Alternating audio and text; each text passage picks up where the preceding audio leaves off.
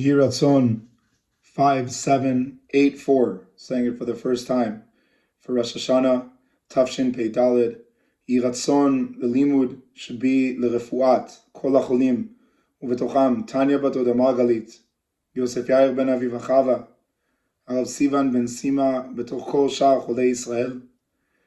First, before we give a quick idea, Bemet, just to daven, that we're able to daven, that we will be able to be aware enough that we could have calmness that enables seeing the whole picture, seeing everything that was and everywhere we want to go and everything that is.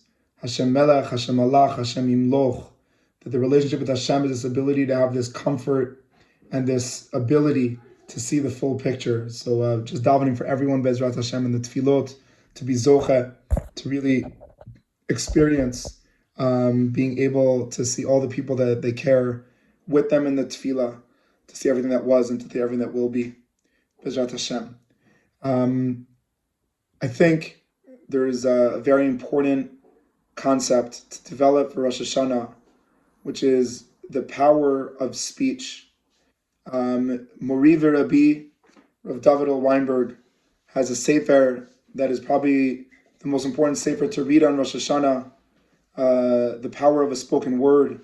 I'm not getting it exactly right, but that concept that really every essence of our life is about the way we perceive our words, the way we perceive HaKol Kol Yaakov. Because essentially Rosh Hashanah is establishing the purpose of our life, the goal of mankind. Do you want to say hi? Hi, everyone. Shana Tova. Shana Tova. Okay, but now I have to touch, okay? No, wait. Okay, so we got that bracha from Roni, such a exciting addition.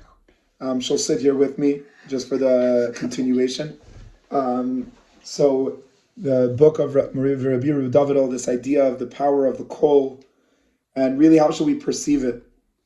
And essentially the perception of kol is that it's a simple act of asking or requesting, and that's what we use, and it's random air that's coming out of our mouth, and that's what we we're trying to do when we speak. But really, I think that the concept of our dibur is the idea of kol ha'olam kulo gesher tzar me'od.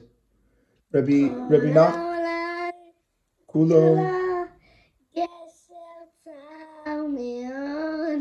gesher tzar me'od. So like Ronnie was singing, kol ha'olam kulo gesher means that the most important thing is the bridge. It's more important than everything else, and that everything is, at the end of the day, an opportunity to connect things that are different. And if we think about it, our machshava, our minds, are endless. That's the infinite world of Hashem. And our bodies are extremely connected to the animal world and very controlled by it and very much needing to deal with physicality. What's the bridge between the machshava and the maseh? Is the dibur. The dibur is the bridge between endless, infinite, and things that have an end and are finite. And when we stand on Rosh Hashanah and we try to figure out our goal in life, it's to realize that we are not Hashem. Hashem runs the world, and we're recognizing that on Rosh Hashanah. And to understand that we're more than just an animal, because the object of the shofar is an animal. But what we can do is utilize the animal and make it a bridge to Hashem. And to bring that down to the world that we're in, the idea of the shofar is the opportunity to make a bridge.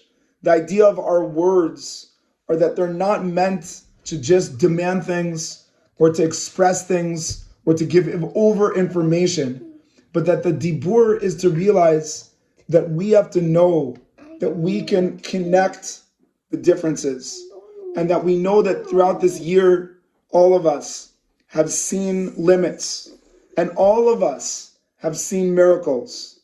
And the idea of the shofar is to realize that we can bridge these two together, mina meitzar karati, not despite the meitzar, not as something I'm running away from the meitzar karati, but teaches the Hasidic masters because of the meitzar, because of this ability to have this focus that could bridge between Hashem and the world.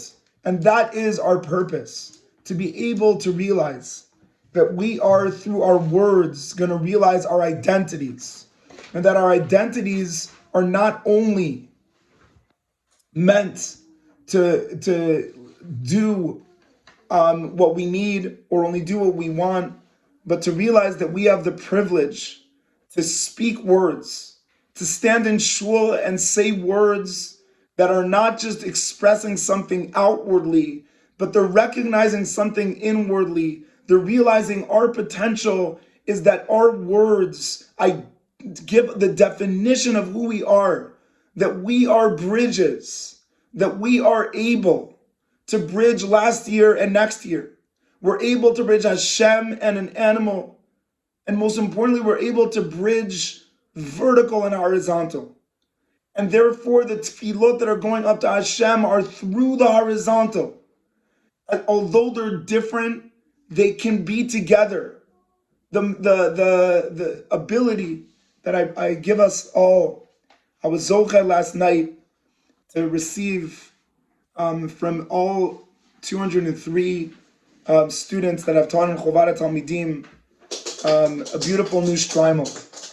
And for me, that one-in-a-kind shtreimel that I know that Rav Albert, Rav Yaakov really traveled the world to be able to make it, because it was really impossible, is that 203 people are saying to a person like Yair, your head needs to not be your climax.